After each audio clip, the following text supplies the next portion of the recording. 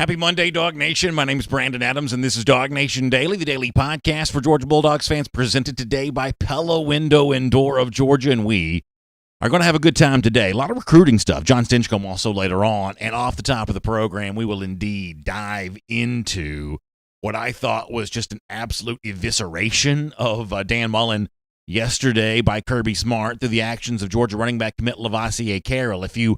And it was Father's Day weekend, so many of you were busy doing other things. You may not fully have followed all the news. We'll try to explain this, and I'll do my part to explain why I think this is just hilarious. We will indeed indulge ourselves on that today. We'll also get into the more, serious recruiting news of the fact that Tony Grimes, the five-star cornerback, has accelerated his timeline.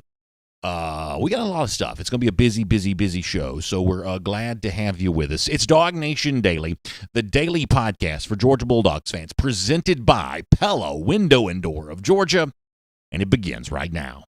Today's episode of DawgNation Daily is brought to you by Pella Window and Door of Georgia, viewed to be the best.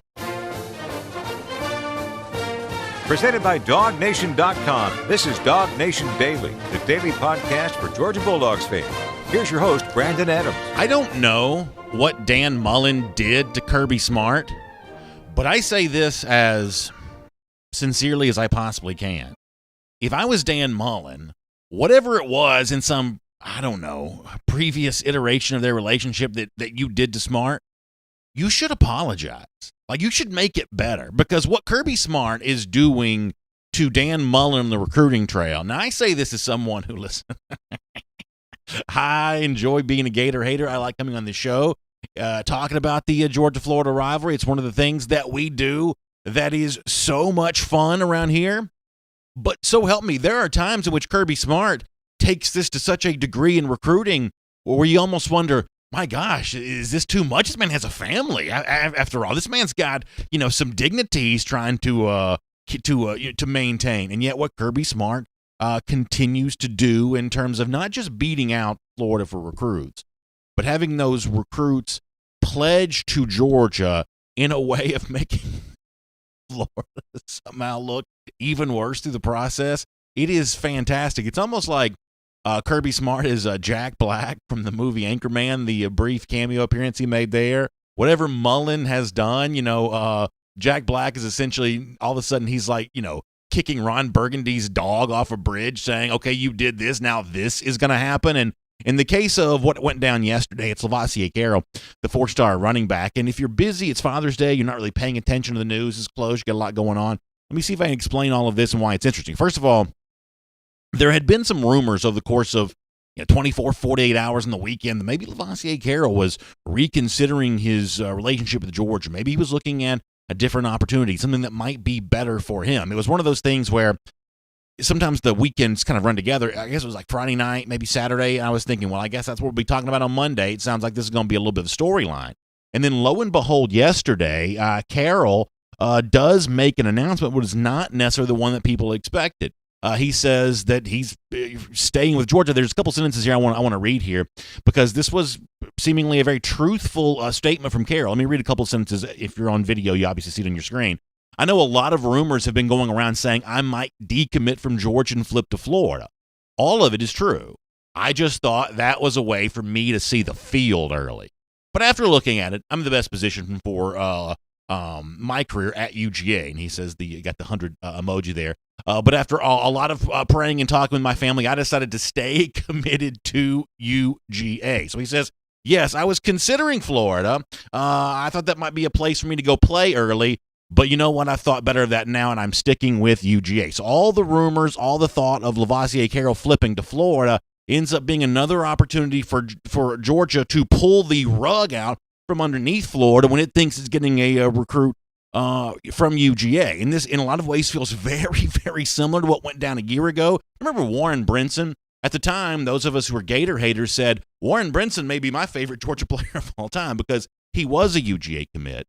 He decommitted from Georgia, announced Florida as one of his finalists along with Georgia, got Gators fans' hopes up, got the Gators staff's hope up on this, and then promptly recommitted to UGA. The whole thing had the feel of kind of an elaborate troll job of making Florida feel like they had a chance at a player, only to jerk that opportunity away at the last minute. What's happening here with Laviska Shenault in a lot of ways rhymes with what happened with Brinson a year ago. There was also the what went down with Carson Beck, who goes on a TV station in Jacksonville and kind of explaining some of the thought process behind trying to get involved in Florida. In fact, let me let you hear Beck in his own words last year upon committing to Georgia, essentially saying that he had used the Gators' interest to get Georgia's interest. Here's Carson Beck also seemingly doing a little trolling of Florida. I had obviously named Florida as my leader, and I kind of just put that out there to say, hey, this is the team that's coming at me the hardest. This is the team where I feel like I could see myself at. But also I had two schools kind of in the back of my head, one of those being Georgia, where if I got that offer, I would pause for a second and say, okay, hold on, I got to kind of take this in. So I visited up there, and it was absolutely awesome and everything that I expected. I got some tweets from Florida fans yesterday because I was obviously having a good time with this on social media, and they were saying, BA, why are you making such a big deal about this? How can you say that Mullen's done anything wrong here? How can you say that this is Kirby getting over Mullen? When you see this same trend play itself out over the course of the last couple of cycles of player decommits from Georgia, names Florida as a finalist, recommits to Georgia, player drops the hints, the rumors that he might consider flipping to Florida, only to then come back and say, nah, I was thinking that might be a chance for me to play early, which is the most, that's just that's a poison pill for Gators message boards. And by the way, you should see them over the course of the last 24 hours. If you want to know how bad this is for Florida, just look at what Florida fans themselves are saying about all of this. Carson Beck saying, yeah, listen, I made it be known that I was interested in Florida only because I was trying to get the attention I wanted from Georgia. I mean, this is a disaster for Dan Mullen, who doesn't recruit well enough as it is, and you've essentially got Kirby Smart running circles around him with the handful of players they do go head-to-head over. For those of us who are Gator haters, this could not be more fun. However, there's also a more serious point on this too, because the one thing that we do know that is at the heart of how you compete and win in the SEC, for as much as what Joe Burrow did a year ago and the exciting offense that LSU had, and as much as Alabama's kind of transformed itself in the Tua Tagovailoa era, now trying to maintain that beyond him, this is still a league where running the football matters. And this is still an issue in which Florida, in terms of its ability to actually do what a lot of these national analysts have said is going to happen, and they're going to beat Georgia, going to win the SEC East, they're going to, Dan Mullen's going to assert himself at the top of this conference. It's the inability to recruit these running backs. And by the way, the running backs coach of Florida is a guy named Greg Knox. This is a guy that Florida fans themselves are not very happy with at all right now, because they thought they had a chance at Zach Evans. They went all in on Evans even after Georgia had kind of decided to move in a different direction in that recruitment. That didn't work out. You can think about a lot of other running backs that Florida thought it had a chance to get, a lot of these IMG running backs in recent years, and it's just not happening. It's just not coming together. Florida, even on the field this past season, you see the results of all of that. The inability to run the football, particularly even against Georgia, where in a game in which, Gators trying to throw everything they had at the Dogs, trying to pull that upset in Jacksonville a year ago, the running game was not a part of that. And it was so much fun for those of us who like to listen to Dan Mullen kind of squirm a little bit, like to listen to him have to face some uncomfortable questions, deal with a little bit of tension. Remember the media last year after Mullen had lost to Georgia again, third year in a row for him, second year in a row as the Florida coach, and not able to run the ball at all against the Georgia defense there in that game. Remember Dan Mullen kind of pushing back in a very terse, tense way when reporters were giving a hard time about that? Let me let you walk down memory lane if you'd like to revisit that storyline for a moment.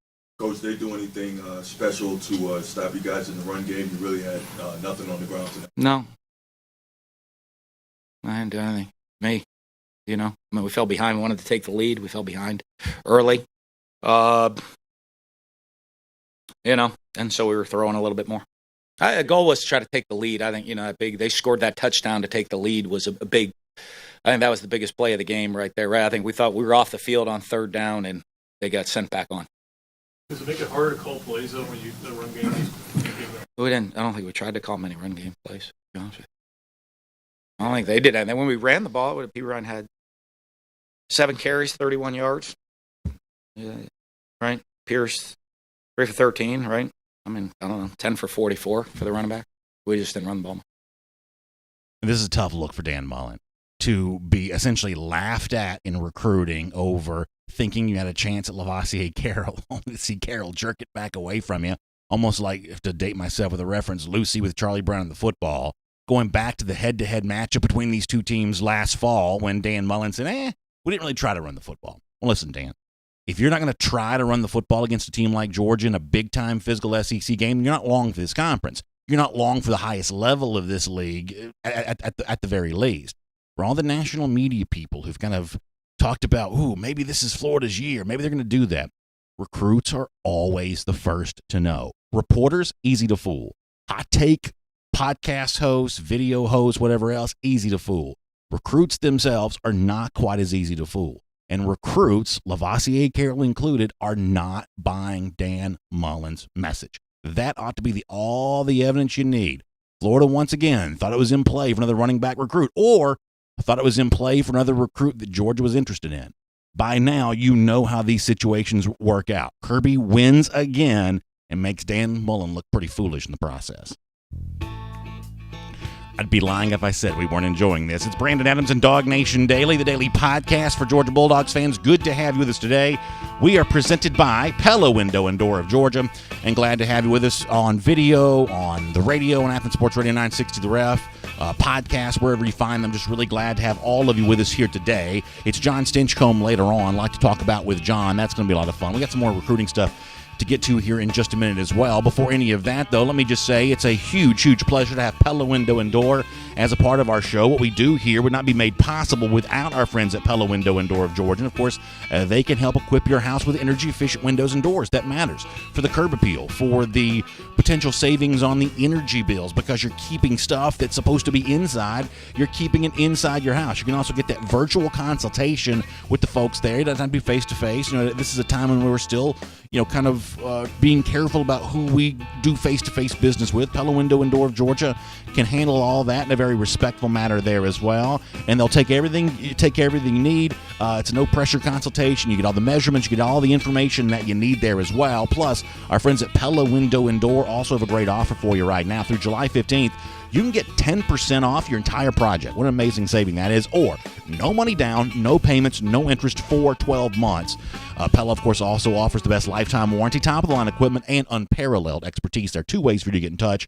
The website, easy to remember, PellaBranch.com. For those of you listening, radio podcast, I'll say it again, PellaBranch.com. Or give them a call in their Dunwoody showroom, 404-445-2979. That's 404-445-2979. That'll get you in touch with Pella Window and Door of Georgia. All right, as I said before, it's great to have all of you with us here on DawgNation Daily, presented by Pella Window and Door of Georgia today. Before we get John Stinchcomb, let me squeeze in some other recruiting news. And on a normal weekend, coming back in on a Monday, this may have been our lead story, but the Carroll thing was so fun, you had to at least begin the show talking about that. But five-star cornerback Tony Grimes, who has been a hot topic as of late anyway, because there was at least for a moment a brief flirtation with the idea of reclassifying himself as what's supposed to be a 2021 recruit, but moving up, taking a class, graduating high school early, and being a 2020 recruit, just on the basis of, at one point in time, Grimes' uncertainty about what high school football was going to look like in Virginia this fall. As Jeff Sintel has reported, Grimes had decided to stay in the class of 2021, and he's also made another announcement here as of late as well. Let me show you this from Grimes' social media, asking the question, where should I go? Of course, his finalists, Georgia, Texas A&M, UNC, and Ohio State. And Grimes himself now says that he will be announcing his commitment at the end of this month on June the 30th. This is obviously a monster story because of the fact that, Grimes is as good a player as you can get for the class of 2021. Georgia, that's recruited the defensive back position so well, hopes that Grimes is the next version of all that for the class of 2021. However, of all those finalists, as many of you are well aware who followed this story closely, that it's a relationship with UNC. The fact that Grimes kind of comes from that Hampton Roads area of Virginia, same place that former UNC great Dre Bly has called home. Bly is now the defensive backs coach at North Carolina. There's a strong relationship between Bly and Grimes. North Carolina has had a lot of recruiting momentum as of late. So the thought is, well, does that work with the relationship with Bly, the overall momentum of UNC? Does that work here in the person of Tony Grimes? Or is this an example of Georgia that's essentially gotten every defensive back that it's wanted in recent classes? Is that too much to not pay attention to when it comes to Grimes? when Jeff Sintel, our DawgNation recruiting insider, was on the show on Friday, in the context of Grimes deciding to remain a member of the 2021 class and not reclassify, Jeff kind of got into where things stand in comparison to Georgia's pitch and all the depth that Georgia has in that defensive secondary to what the UNCs, the Texas A&Ms, and to a certain extent what Ohio State is doing as well. This is Jeff Sintel on Tony Grimes going back to Friday. Where would Tony Grimes fit in with a Keely Ringo? Where would he fit in with a Tyreek Stevenson? It seems Georgia is the land of plenty in the back of the defensive secondary. Even when you consider LeCount leaving, Stokes leaving, Mark Webb Jr. leaving, on and on. The aforementioned Eric Stokes, Tyson Campbell, all these DJ Daniel, all these defensive backs that are just kind of running off the table. They just got a lot of guys, a lot of dudes back there. And for Georgia, for them to welcome in Tony Grimes in January of 2021, that's the best, rosiest recruiting picture for Tony Grimes, considering he wants to come in and play right away. Because as we all know, other schools like North Carolina, Texas A&M, Ohio State's probably the outlier here, but those schools just don't have the depth chart picture that's as attractive as Georgia is for Tony Grimes. It is a very, very interesting, if you look at this solely as a Georgia-UNC battle for a moment. First of all, if you follow the online chatter, you got different people saying different things. Some people touting for UGA, obviously with good reason. Some people touting for UNC, seemingly also with some evidence to support that case. It is very interesting to look at the differences here. Now, North Carolina's overall talent level is rising. That's becoming a deeper roster. But there is a pitch that UNC that can make to Grimes that Georgia can't make. The idea of being, and we use this phrase from time to time, being the guy, come here and be the centerpiece member of this class. Even a player as good as Grimes, it's hard for anyone to be a centerpiece member of a Georgia class, including a 2021 class that expects to be loaded once again. But you can be the next in line for what has been a terrific defensive secondary with guys, Baker a couple of years ago winning the Thorpe Award.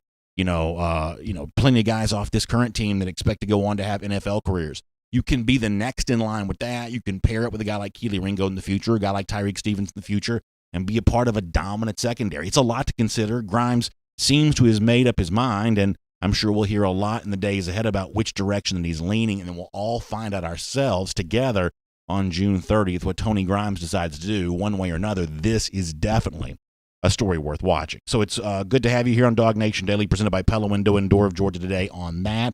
We'll continue to talk about that and follow that over the course of the next few weeks.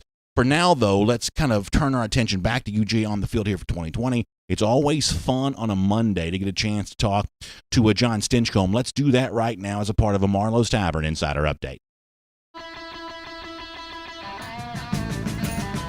From Athens and across the SEC or wherever the recruiting trail may lead, here's a DawgNation.com insider. Of course, we'll say hello to John Stinchcomb here for a Marlow's Tavern Insider Update. John, I'm going to ask you if you had a happy Father's Day weekend, but I already know that the answer to that question is yes, because I had a chance to catch up with you over the weekend, and you were saying that you and the family got a chance to stop by a Marlow's Tavern right there close to you in your neighborhood and enjoying some great food and some great fellowship with your family. That's a really fun way to spend a Father's Day weekend. I know a lot of folks were doing that as well. We'd heard from some people who were either getting it to go and sent to their home or showing up at the tavern there in their neighborhood and eating there in person. Looks like you guys were having some fun there, and I hope it was as fun as it looked to be.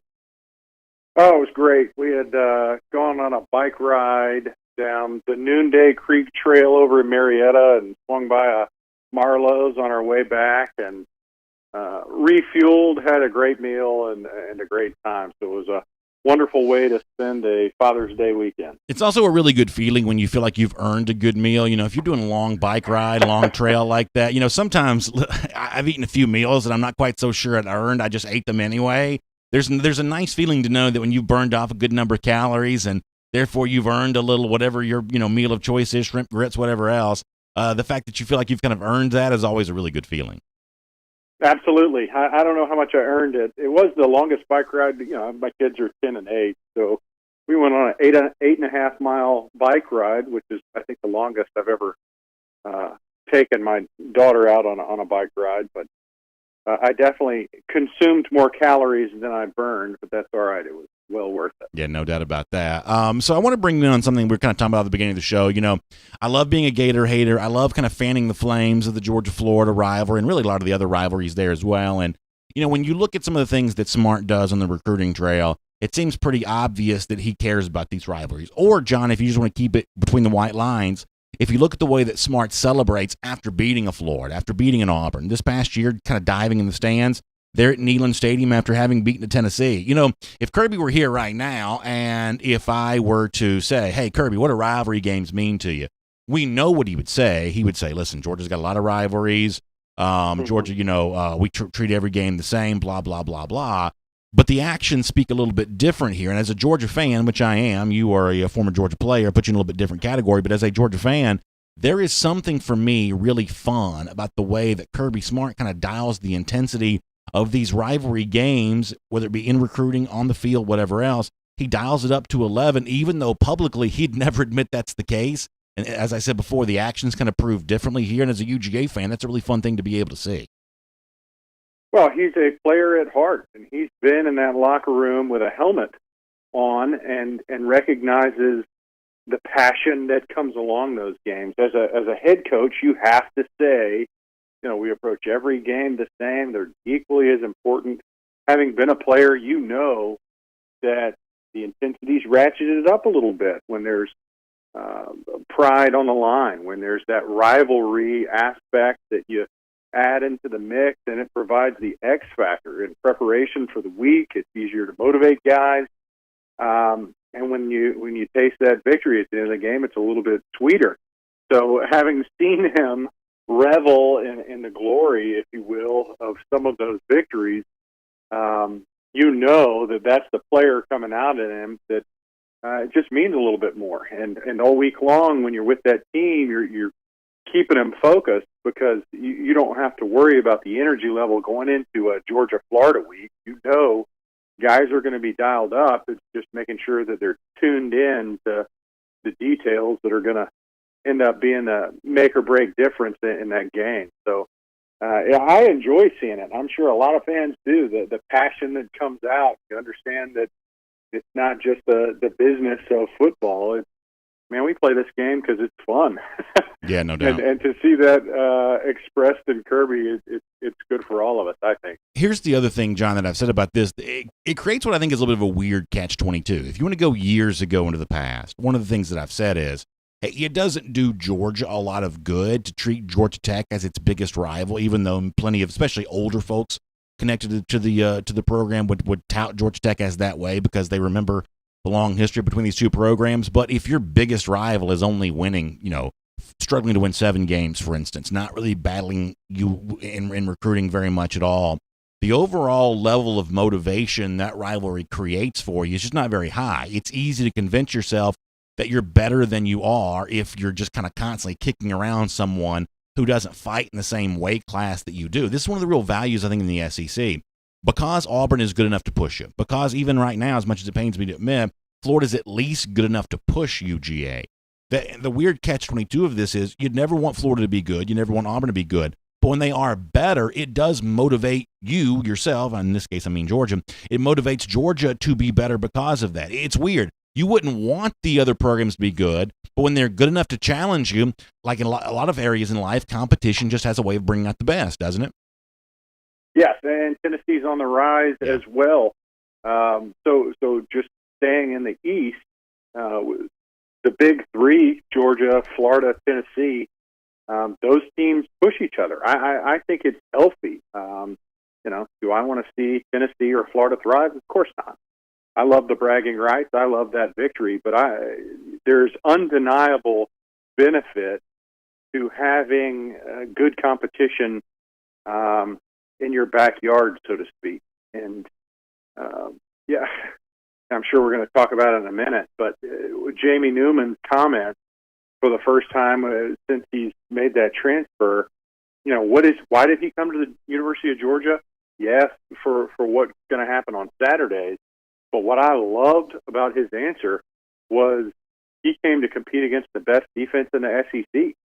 And that mindset of you've got to push yourself and you've got to have that challenge, I think goes for a team as well. I think Georgia is better off and benefits from trying to stay in front of really good teams. If all you have to do is clear a low hurdle, then you're not going to be pressing as much as if you know that your rival is a talented football team, and you have to show them some level of respect, and it motivates you. So I think it's healthy. I know that having gone up against Charles Grant for 3 years at the University of Georgia and the next 8 in New Orleans, I mean, that was over a decade of battling against somebody that made me better as a player. And that kind of competition is healthy for all of us. You couldn't get away from him, could you? He followed you. Man, he followed you to New Orleans. I couldn't. Well, I followed him. Actually. That's true. That's a good point. He left a year early, and I was thinking, well, I had 1 year reprieve from going up against him. Of course, that was the year that it was primarily against David Pollock, so it wasn't like a. It's not like life was getting much easier with that. No, it sure wasn't. But then you get another 8 in New Orleans. But I love him like a brother, and he definitely made me a much better player. This is getting off this subject. I won't go too far down this rabbit hole, but I think for the generation of people who are a little younger than you and I are, who maybe don't remember those late 90s, early 2000s teams as much as maybe I do, I think it's very easy to forget about what a unusual athlete Charles Grant was. People kind of remember a little bit about the fact that he did play some running back at Georgia, and that seems like a weird anomaly. But the truth is, go back and watch the Kentucky game from 1999 comes to mind here. He was a capable running back to be that size. Now, I'm not saying he would, start in the SEC and everything like that, but he had the skill set to do this. Like if you put together a list of the all-time athletes that have ever played the game at Georgia, I think Grant really belongs somewhere on that list. Also wore 19, the same as another really great athlete at UGA, Hines Ward, did. When you're making a list of the most off the charts, you can't even believe this is a real person type athletes ever played at Georgia, Grant is definitely on that list, is he not? Yeah, he's a video game athlete. Yeah. He was the guy coming out of Miller County where, you see him on recruiting trips and they tell you that he also plays running back, and you laugh going, man, I wouldn't want to tackle that guy. No. And then freshman year, I mean, same game, he's got a sack. He's breaking off 50-plus yard runs. So a truly special athlete. Just watching high school highlight reels, this is Jeff Stentell's world more than anybody, but the two guys in our era, my era, that really stuck out was watching Charles Grant wreak havoc on the defense and return punts and take toss sweeps to the house, as big as he was. And then a guy who went to Florida State ended up, we had a few battles when he was playing in Arizona, was Darnell Dockett. That guy just played violent. But, those two guys really stuck out as that unique film among your 5-star players where you go, they're just cut from a different cloth. Yeah, no doubt about that. Let me get back to the topic at hand. It's our Marlow's Tavern Insider Update. By the way, if you check out marlowstavern.com, I think by now all the different tavern locations are open, so you can kind of find out more about that, the one close to you in your neighborhood. For a lot of people, though, two things. First of all, some people have decided they're still more comfortable eating at home right now, which is totally understandable. Our world's been kind of going through some complicated stuff. The great news is the same great care and concern that Marlow's Tavern has taken towards its to-go orders back when restaurants weren't open, they're still doing the same thing right now. And ironically, there are a few people who've kind of found out that the idea of getting some Marlow's Tavern food to go, sitting at home on the front porch, the back patio, back deck, whatever else, that's actually a pretty fun way to spend a weekend. I know a lot of you were doing that for Father's Day weekend this past weekend there as well. It's the same chef-inspired food. I know for some of the Father's Day stuff, they're even doing the beer and wine to go, which is kind of a fun concept there as well. That may be an idea that's here to stay. Certainly, at least you get the sense that might be the case. Either way, you can find out more about that at marlowstavern.com as well. There's a big summer menu on the way, some really fun new items. I love the seasonal changes that Marlow's makes, its chefs make to its menu. Different taverns have different twists on that. It's going to be a really, really fun thing. So check out marlowstavern.com for a lot more on that. All right, John, let me mention a name that you mentioned a moment ago, and that is Georgia quarterback Jamie Newman. There was a story up at DawgNation.com. Newman did get a chance to meet with some boosters. There's some quotes from what he had to say in the story at DawgNation.com. Let me kind of begin an overarching way. I have a tendency sometimes, this may be a negative for me as much as it is a positive. I read into things sometimes. John, I read into a little bit the fact that Newman was made available apparently to some boosters. Not every Georgia quarterback has been given free rein to speak to fans, media, whatever else. I think there's a sense in which Georgia must trust Jamie Newman as an emerging leader to kind of put him in front of some of the people who will put the bill for the entire program here, some of your key boosters. There's a certain symbolic value for me in the fact that Georgia has allowed Newman to speak to some key UGA boosters here. That means they seemingly must like what they see thus far in Newman. That's at least the read I'm going to take on that. Do you have a similar read on that situation? Yes, and I think that speaks to the profile that he created while he was at Wake Forest.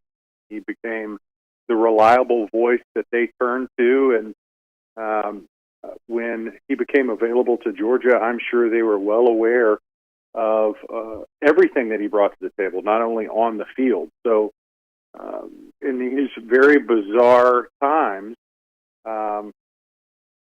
their interactions between the coaching staff and players has been behind the scenes, and there's been a lot less accessibility. So to be able to have that trust in such an early phase, I think it speaks volumes. I think it speaks volumes of the regard they hold him in and his capabilities and ability to represent the team and the message that they want to proliferate out to not only the fan base, but some of those that have gone above and beyond to invest in the program. So I had no doubt that they knew exactly what they were getting into, they being Coach Smart and his staff, when Jamie became available. And you're already seeing the rewards of having someone of his caliber and capabilities speak on behalf of your team. Yeah, I want to try to do. I've kind of run a little late with you, so I don't want to. I want to be respectful of your time, but I want to squeeze in a couple other points on this topic just for a moment.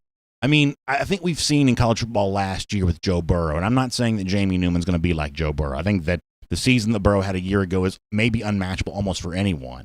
But Burrow shows you a year ago that age matters. A couple of years before that, this was kind of a freshman quarterback sport. Trevor Lawrence is a freshman. What Jake Fromm did at Georgia as a freshman. Tua Tagovailoa at Alabama coming off the bench as a freshman. This was kind of a young quarterback sport. Burrow showed you a year ago that being near the end of your college career, being a little bit older, a little bit more mature, that does matter. And for Jamie Newman, that kind of feels the same kind of thing to me. The fact that he has been through the academic rigor of a place like Wake Forest, the fact that he has been around for a while now, has gained a little bit of experience, and with that experience you think comes maturity, that's part of the value proposition that I think that Newman potentially brings to the table. I agree. It's a full suite that he brings. It's a more complete package that comes with the fact that he's had the maturity. I think you'll see the maturity displayed once he takes the field, but we've had limited access to that, considering there hasn't even been spring ball.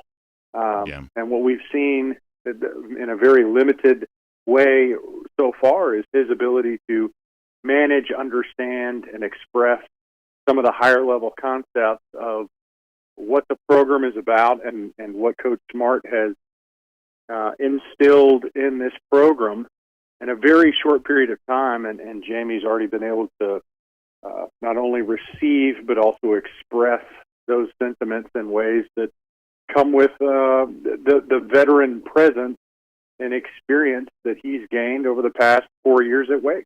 Let me do one final thing before we let you go, staying on the offense for a moment. This is a topic that we got into on our program last week, but the idea that George Pickens, ESPN, has called him Georgia's most exciting player, we understand why a statement like that would be made. We certainly get where that comes from. Yet the point that I made a week or so ago, John, is that the true excitement level that Pickens brings to the table is what he might open up for other Georgia wide receivers. Obviously, I expect Pickens to have a great year, but the presence of Pickens and the fact that he's a threat to kind of catch the ball at any point in the field, for the other players get a chance to work off of him, work next to him, take advantage of the bracket coverage that a guy like Pickens may see from time to time.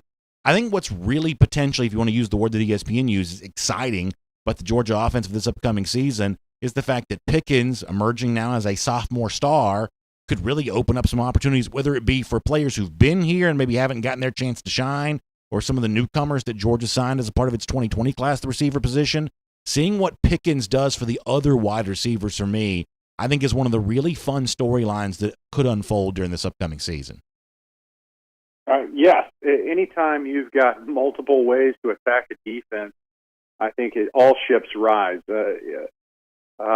Looking at early 2019 football season, we were still unsure as to what Pickens brought to the table. So defenses were able to key in on stopping the run game and Swift in particular. And it wasn't until much later in the season where defenses are going, well, we're going to have to figure out a plan for number one as well. And I think the more options that you have, the more stress and strain it places on a defense.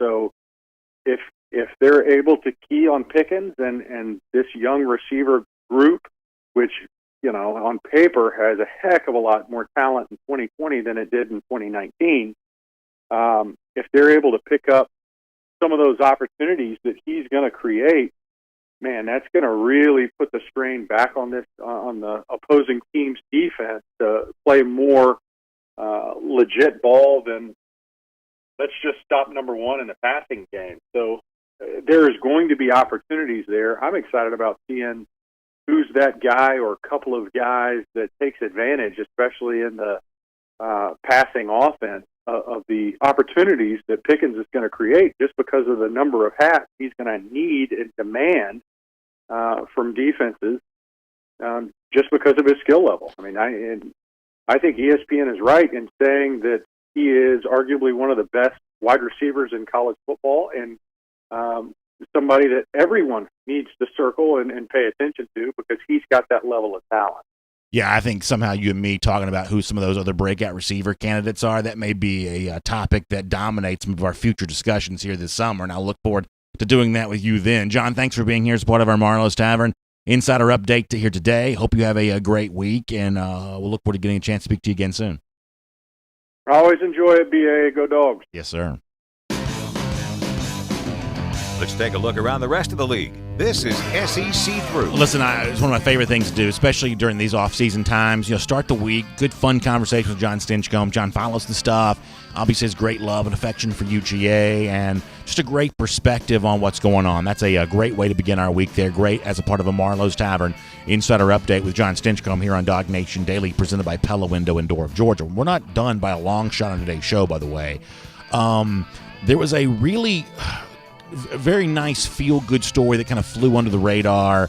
We'll kind of cover a lot of that kind of stuff coming up. There's more recruiting news to get to on today's show there as well. A lot of really good stuff coming up here before we're done. I'm also going to announce the winner of our Kroger Father's Day giveaway. That announcement was made yesterday.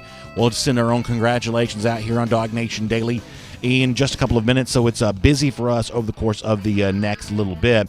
Let me also take a moment to talk about what's been going on with Florida and recruiting as of late as we begin our SEC through just for a moment. Florida's obviously been on kind of a big run lately, and, we talked about this, I guess, on Friday, that Dakota Mitchell, who had decommitted recently from LSU, maybe kind of fallen out of favor with the Tigers. You probably have to know more about LSU recruiting to know that. He committed to Florida in a roundabout way. I would say that there's some of the way in which that Dakota Mitchell thing went down that might have had something to do with some of what you've seen from Laviska Shenault over the last 24 hours. That's total speculation on my part, and frankly, Georgia doesn't need much motivation, it would seem, to throw a high and tight fastball on Florida when it comes to recruiting. But nonetheless, Mitchell did recently pledge to Florida after having broken his commitment with LSU. There was another guy, Jordan Young, defensive back from down in South Florida. He committed there as well. But the big news on Florida recruiting as of late, in addition to not getting Laviska Shenault, is the fact that Kamara Wilcoxon, a defensive back, most recently a Tennessee pledge, has now decommitted from Tennessee and committed to Florida for the third time. He's a three-time Florida commit. It's only just now June of the summer ahead of his senior year. Now, if you want to do something fun and entertaining, and this is not classy, but it is still entertaining nonetheless.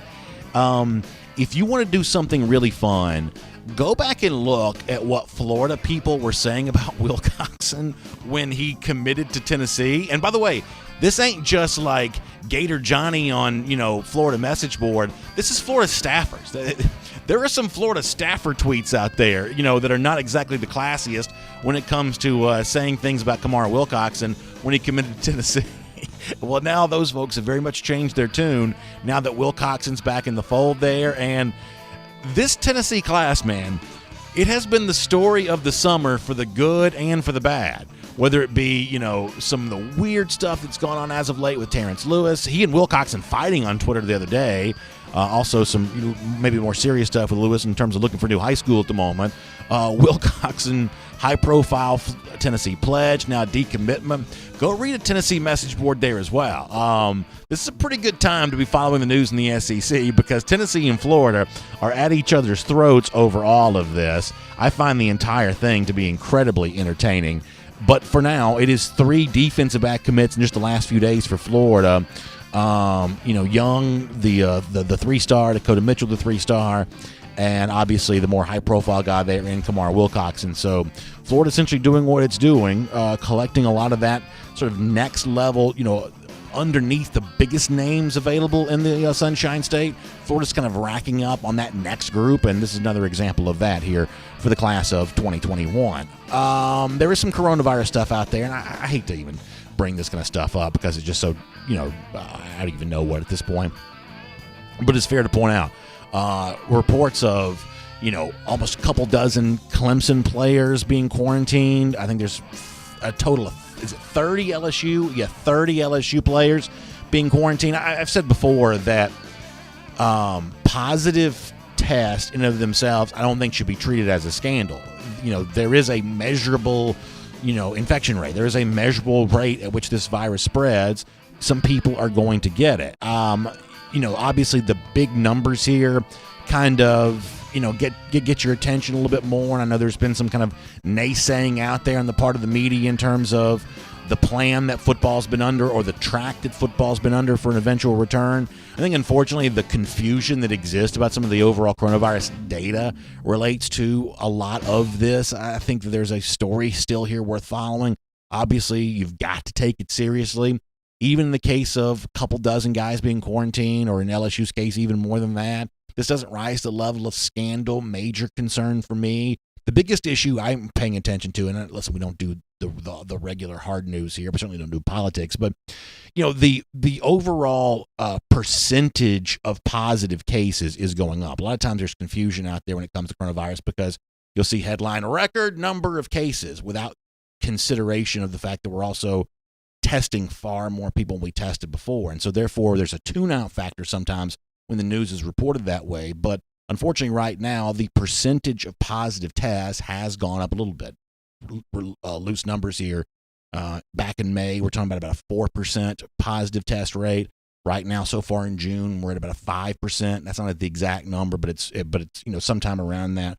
We're basically at a percentage point higher than we were about a month ago. That's probably what matters to me more than anything else in terms of the track that football's on for an eventual return. I'm still very optimistic about this. All things being equal, all the news being considered, I'm certainly more optimistic than not. But these are stories worth paying attention to, and so we'll do our part here to try to pay attention to them.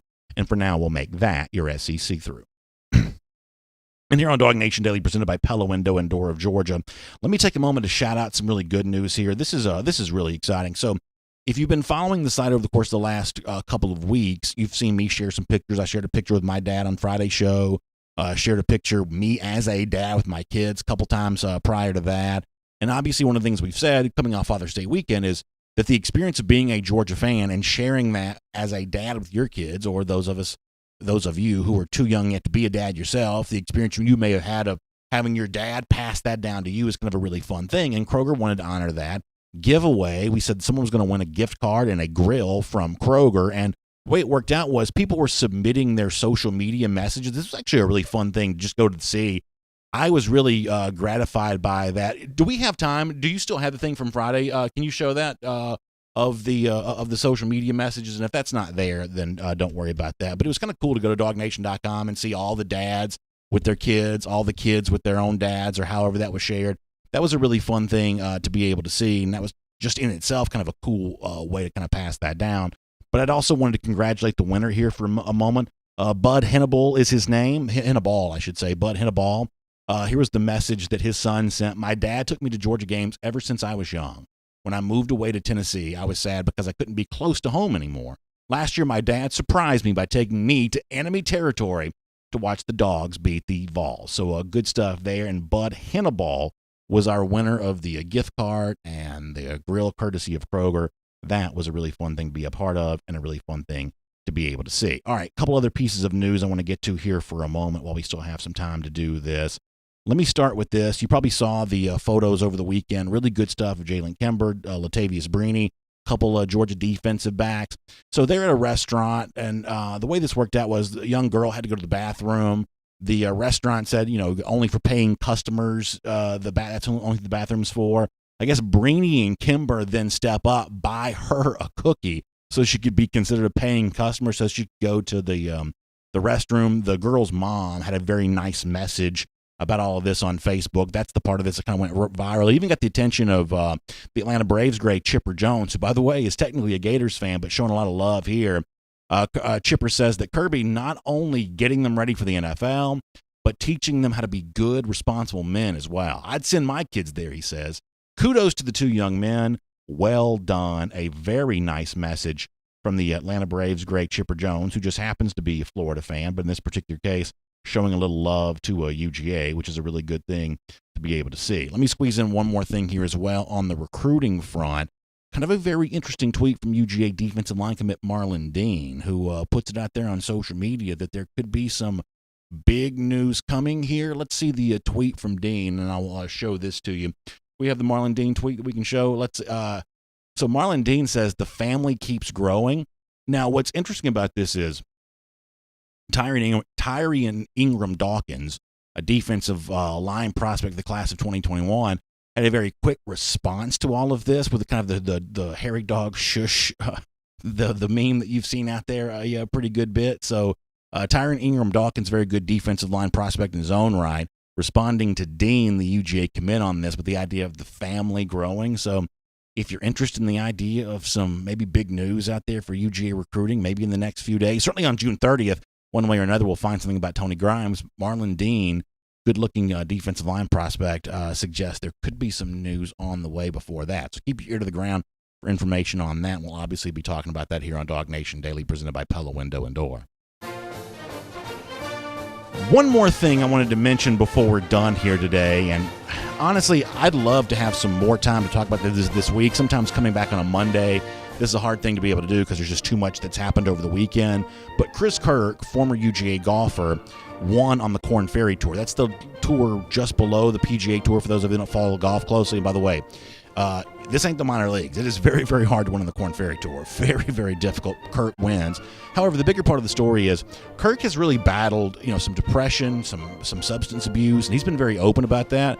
If you want a really good, feel-good story, something there's not a lot of seemingly in life right now, Kirk overcoming a lot of stuff to win professionally this weekend and the openness with which he's discussed some of his issues, man, we could not be happier for the former UGA golfer winning on the Korn Ferry Tour. That's a really, really good thing. Something else that's good and a great way to close out today, Gator Hater Updater, 1,332 days. We'll see you tomorrow, DawgNation Daily, presented by Pella Window and Door. And on video. And yeah, I know a lot of you probably are not huge golf fans. At least sometimes you tell me you're not huge golf fans. So I'm pretty aware of that because of the fact that you say that. The Kirk story is a really good one. If we had more time, if there wasn't so much recruiting stuff out there, I probably would have played a little audio from him after having won this weekend, because he just had some really nice things to say. He's dealt with a lot, and he's been willing to be open about it. And frankly, there's still a pretty big stigma attached to a lot of the things that he's dealt with. But a really great story, and I know that Coach Hack and the whole UGA golf program is very, very happy to see Chris back in the winner's circle again. So we're really good stuff with him. All right, let me pull up your comments, and we'll get ready to roll here as a part of our R.S. Andrews Cool Down. Remind you that R.S. Andrews makes all of this possible, and they can also take care of you when you're dealing with an air conditioning, heating, or a plumbing and electrical need. Air conditioning goes out. Listen, that's just a fact. It's hot, right? You got to have that air conditioning. If you're worried that yours might, get some peace of mind by getting the system tuned back up to factory fresh specs. I had a guy, one of my neighbors the other day, was like, listen, I get my air conditioning tuned every year. And this is one of the, every neighborhood's kind of got the guy that sort of knows how to fix everything and just kind of with it when it comes to stuff like that. Well, this was my guy in my neighborhood who's like the ultimate handyman. He's like, I get my air conditioning system tuned up every single year. And so that's good advice. And R.S. Andrews, the best source to get that tune up, to make sure it's ready to go, make its way through the summer to come. So check it out online, rsandrews.com. You can get more on that. Let me go YouTube first, see what they're arguing about. And then after that, we'll do the rest of the stuff here as well. DWB saying that Nick Saban doesn't have much gas left in the tank right now. I guess we'll see how that goes. Looks like Brady Pest Management predicting Justin Fields win the Heisman Trophy. That's certainly a pretty good bet right now. Hunter Davis also touting for Ohio State in here a little bit. Tristan West says we can't worry about the past or the future. We must live in the now or the present. The dogs are coming and it's our time. Tristan, that's good advice in more ways than one.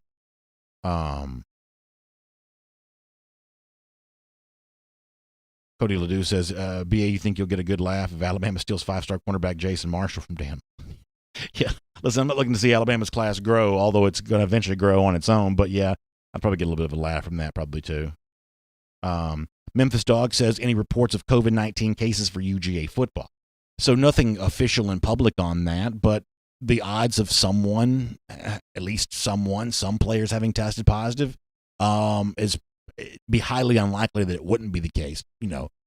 Georgia may respect the privacy of those players and never confirm that, never make that public. And one thing I've kind of openly speculated about is when you talk about quarantining someone, I'm not quite so sure that quarantining doesn't mean you're not able to work out. We have this picture of like quarantining being in, like a bubble somewhere, one of those, like hyperbaric chambers or something like that. But the truth is, if you're not sick, you can still work out. You just got to be, quarantined where you do it. And you got to, keep you away from everybody else and everybody else away from you. So the chances that some Georgia players have been quarantined, it'd be mathematically unlikely that they wouldn't be. I mean, the PGA Tour, which I do follow, has tested people at the beginnings of both weeks. The Colonial last week in Texas and the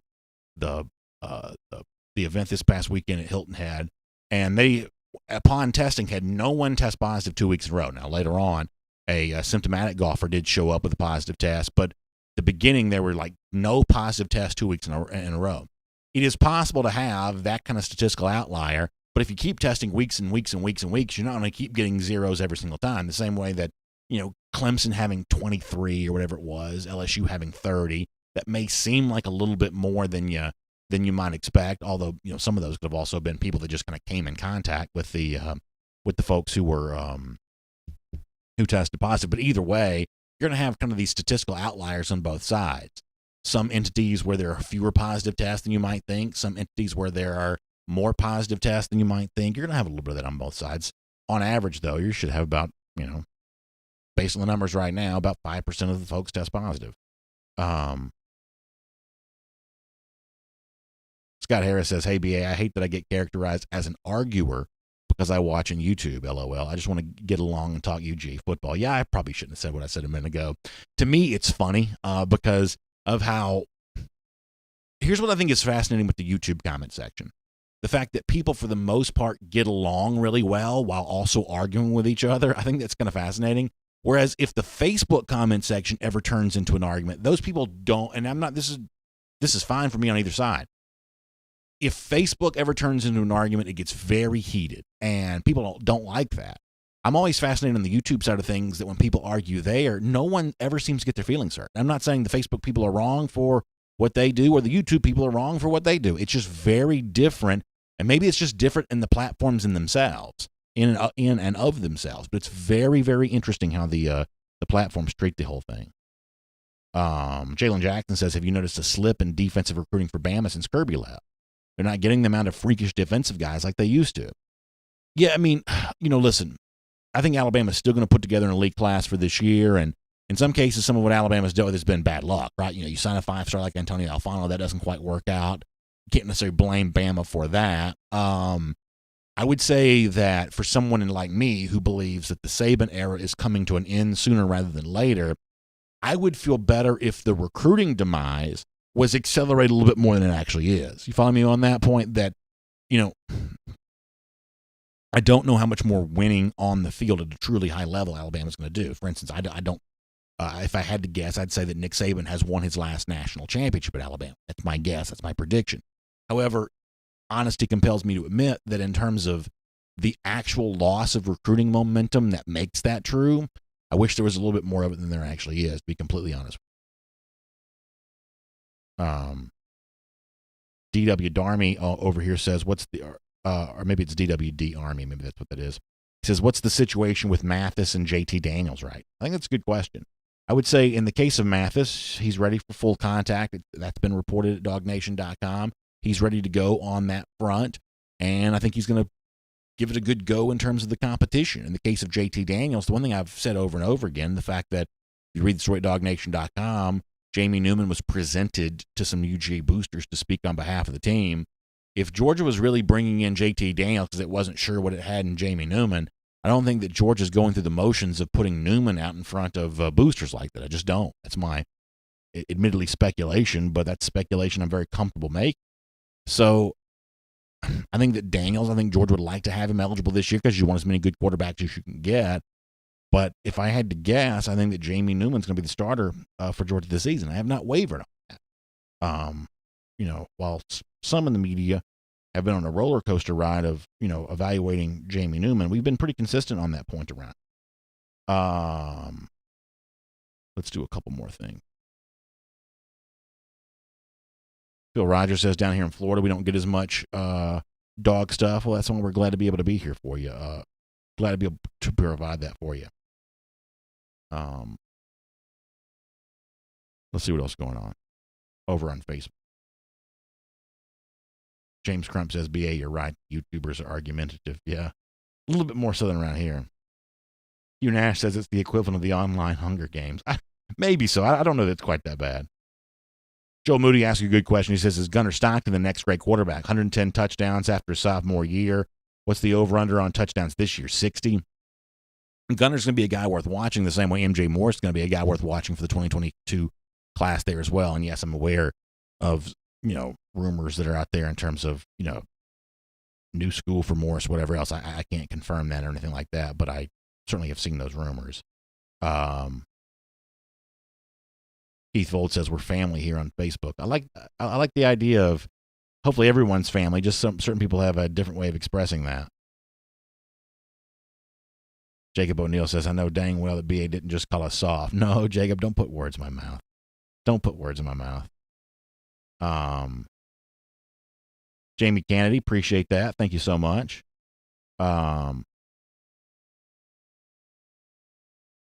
Randy Hall says, who do we take at running back if we don't get L.J. Johnson or Donovan Edwards? Yeah, I think that's a good question. I mean, obviously you like Laviska Shenault, what he brings to the table, but Georgia probably looking for a second running back there.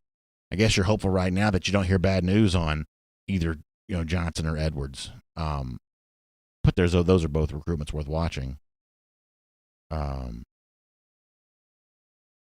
Lucy Bowers Boykin says, any news coming out of South Carolina been kind of quiet? What news are you referencing there? Is there something I should remember that I'm not thinking about? Tell me more about that, Lucy, if you don't mind. Chris Slim White says, there's a part of Chipper's statement that doesn't sit well with me, saying Kirby's teaching how to be great young men and not their parents. So I understand what you're saying. Obviously, it's the parents' job to raise the kids. I think, though, that here's the thing that's just undeniably true, that I am a parent. And so, one of the things that I have to, come to peace with is during a regular year, now this past spring's not an example of this, but during a regular year, the teacher that with my kid is with them almost as much of their waking hours as I am. So, if you think about, you spend however many hours sleeping, you subtract it off the docket, how much time do they spend with me in comparison to how much time they spend with the teacher? As much as I'm just like you, I believe it's the parents' job to raise the kids, even older kids, high school, college age kids, parents' job to do that. There is a huge influence that comes to bear for the teachers who are around them because they spend so many hours with them. Same thing is true when you send a high school kid off to live at college. Kirby Smart, in this case, the coach of a football program, the other coaches those players come in contact with, they do function in a de facto parent role because they are spending that much time with them. They're not replacing the parents, but they are serving as the proxy for the parents while those players are on campus. It's one of the reasons why you got to impress mama if you want to win these recruiting battles, because parents know this, that when you send someone to go live somewhere else, you are allowing those coaches to contribute to the character that's forming in those players after they leave, not just UGA, but any kind of program. It's always been, I think, a very underrated part of the recruiting process, the kind of thing that doesn't get talked about as much as it probably should. We have a tendency to sort of debate who's defensive back university and talk about the NFL prospects of a player when he leaves there. I really think, though, that for parents, they're at least the ones that I've talked to, and I'm lucky enough that I get a chance to speak to a lot of them, they are as worried about the character formation stuff. The ones that I've spoken to especially are as worried about the character formation stuff as they are are you going to get my son to the NFL? Because here's the one thing I think a lot of parents really know.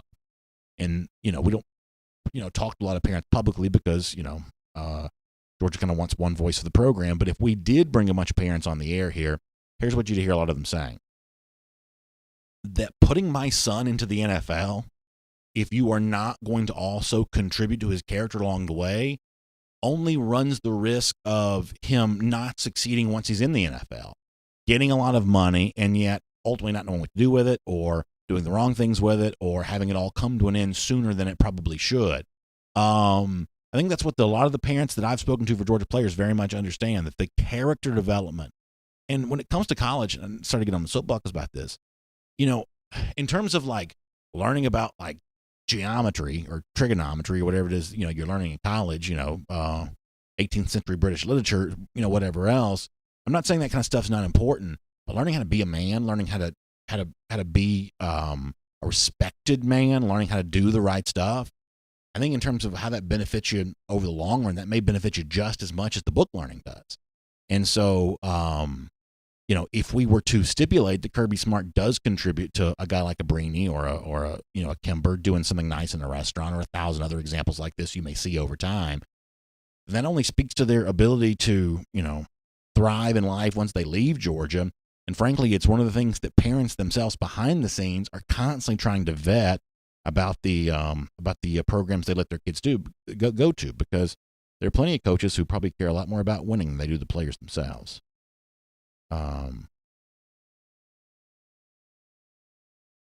Gary Westmiller says, you're not a beard guy. I've heard more positive than not. I probably am going to shave it at a certain point in time, but thanks for weighing in. Kyle Folds in the subject, but we got to go with late.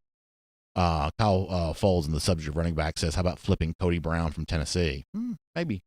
Maybe one worth considering. A lot of people think Tennessee's going to be ripe for the picking for a lot of flips. So we'll see.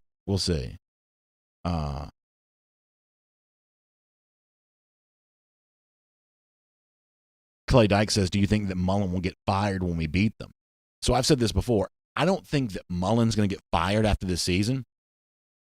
But if the season plays out the way that I believe that it will, with Dan Mullen not taking advantage of an experienced quarterback, not being better offensively than Georgia, if that happens the way that I believe that it will, then I think the scenario is put in motion that will eventually lead to him being fired.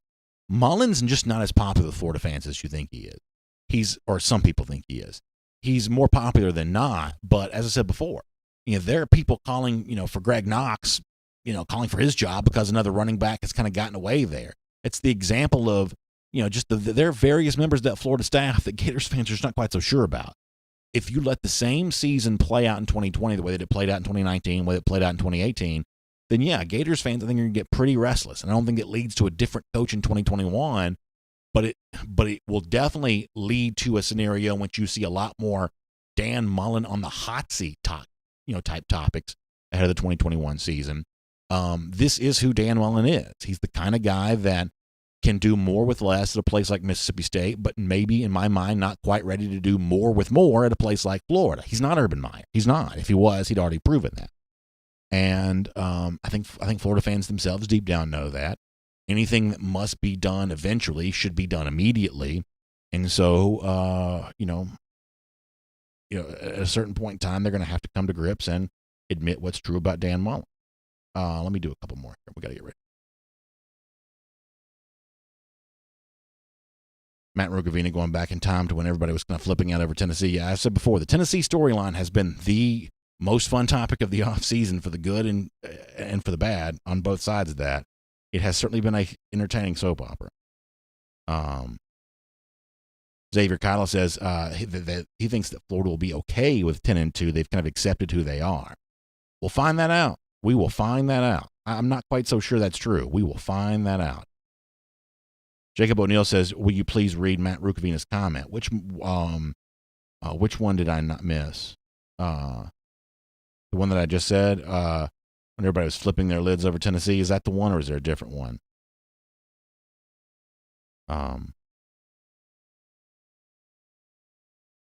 Randy Hall says, every year coaches lose their job. Who loses their job in the SEC this year? We'll make this our last comment because it is super late. I'm sorry we didn't get more yours. I guess we were just running late on the show today. I think what it was, I went a little too long in like almost every segment, and so that adds up to a show that's a little too long. Coach most likely to lose his job in the SEC this year.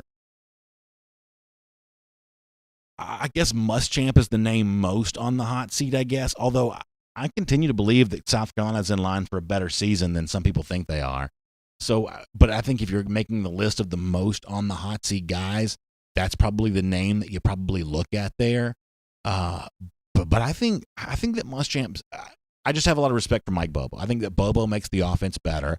I think the presence of Marshawn Lloyd means they're going to run the ball a little more there this year as well. And I think that, they win 7-ish games, and that's enough to keep Muschamp employed and keep South Carolina in play for the aforementioned Gunnar Stockton as a part of the 2022 class. And that's kind of the Hail Mary throw that the Gamecocks seem to want to make here. But if you're making the list of most on the hot seat guys in the SEC, I guess it's definitely Muschamp. Now, you put Derek Mason there too, I guess, but I don't know that people really even care about that. But of the coaches that we would kind of talk about, the programs we kind of talk about, I would say that Muschamp would be that guy. The other thing is we had a period of continuity in the SEC for a while, a couple years worth of same coaches coming back year over year. Last year, kind of a big turnover in terms of coaches. So we'll see how much of that there is this upcoming season. But you are right. That's typically an SEC storyline. Lee Go Down's hoping to make it to a game this year. Love to see their Lee. I hope to be at games this year, to be completely honest with you. Markeith Abrams says UGA is going to lose at least twice this year. We shall see. We shall see. Mad Dog, how about this on YouTube saying Florida finishes third in the SECs? That's a fun prediction. We'll do some more of these predictions when we get a little closer. We got to go for now, though. It is a little late. Thank you, though, for being here as part of DawgNation Daily, presented by Pella Window and Door of Georgia. Thank you for being a part of our R.S. Andrews Cool Down. As I said before, check them out online for your heating, your air conditioning, your plumbing, your electric needs. If your water heater goes out, in many cases, R.S. Andrews can replace it for you the same day. That's what they've been doing, story after story, delivering smiles. And we will certainly be doing that and having a good time. So check them out online at rsandrews.com. Also, make sure you check out the AJC for your Atlanta news now. Get all your Atlanta news now at ajc.com. Good way to stay up to date on everything that's going on there, including the continued rumors that Keisha Lance Bottoms, the Atlanta mayor, may be in line to be considered for Joe Biden's running mate. We don't talk politics on the show, but it's an interesting story. You can read more about that at ajc.com. Also, there's a fun thing that the AJC is doing, looking at some of the best public courses, golf courses in the Metro Atlanta area. This is a really good thing, and I hope you'll check that out on ajc.com there as well. That's just kind of a fun thing. Also, the Braves kind of getting busy. Looks like they've signed all their draft picks from the recent draft, so you can read more about that there as well. So it's all online for you, ajc.com. You have a great day. Thanks for being a part of our R.S. Andrews Cool Down. We'll see you tomorrow morning, 10 a.m. for DawgNation Daily, presented by Pella Window and Door of Georgia. We'll look forward to talking to you then, everybody. For more DawgNation videos, check out youtube.com/DawgNation.